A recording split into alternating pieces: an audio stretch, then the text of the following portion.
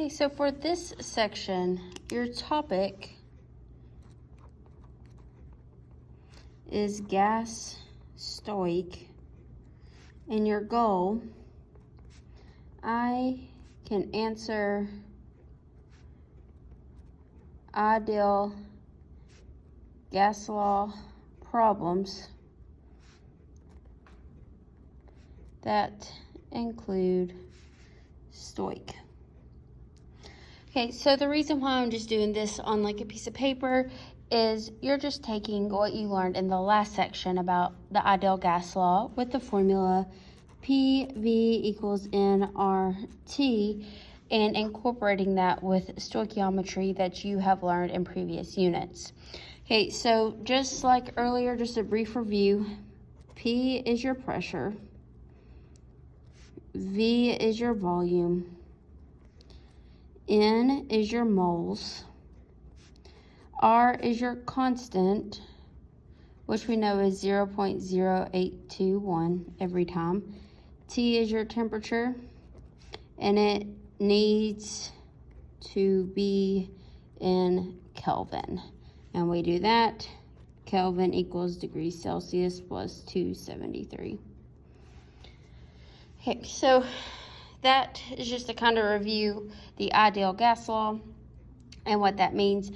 And really, the best way to talk about this is what you do if they give you grams instead of moles, and how you get to moles if they give you grams instead. So an example that I do want you to type out in your notes section is, what is my pressure when I have 10 grams of H2 at 25 degrees Celsius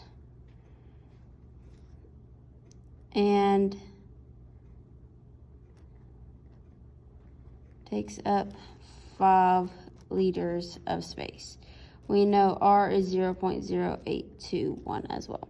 All right, so just, again, videos, you can pause them because I know my hand's in and out of the way some with writing. So if you need to pause the video wherever you can to type out what you need, you're more than welcome to do that. So when working these problems out, the first thing I like to do is just write my variables down. So PV and RT, and I write down what they give me for each. So what is my pressure? That's what we're looking for. So that's going to be our X. When I have 10 grams H2, well, none of these is grams, so let's just hold off right there. And then 25 degrees Celsius, so that's our temperature, 25 degrees Celsius. We do need to change that to Kelvin. So we will do 25 plus 273, so 298 would be our Kelvin. Okay, takes up 5 liters, so we know our volume is 5 liters, and we know our R is 0.0821. Okay, so N, which is moles, they give us grams instead, so we need to switch from grams to moles. So if we have 10 grams of H2, how many moles would that be? So I'm going to come over here. This is just a one-step stoichiometry. We know we have 10 grams of H2. If this is grams of H2, then the diagonal will be grams of H2, and we're needing that to be moles of H2. Okay, just a refresher, molar mass goes with grams every single time, so we need to find the molar mass of H2.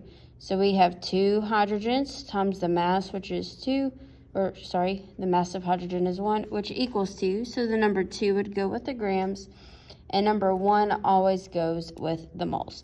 So here you'll do 10 times 1, which is just 10 divided by 2. 10 divided by 2 is 5. So we know that 10 grams of H2 is actually just 5 moles of H2. All right, so now that we have everything but 1 filled in, we can just plug it into the PV equals nRT. So P we have is X V, we have 5 equals N, which we now know is 5, times R, which is 0.0821, times T, which is 298. Put it right there, we're running out of space. 298. Okay, so if we do 5 times 0.0821 times 298, so we know x and 5 equals 122.3. To get x by itself, we divide by 5. So that means our x is going to equal this number divided by 5, 24.4. So we'll just put 24. And we found pressure, so that'd be 24 atm is our answer. All right, if you have any questions on how I got this, or if you need more examples or need me to check your work, let me know and I'll be happy to help. In your digital notebook, there are 2 questions. I know it's kind of hard with the flashy because it's a video of my screen, but there's 2 questions that you'll need to do. I do have the formulas up top for you if you need any help with that. And I hope you have a great day.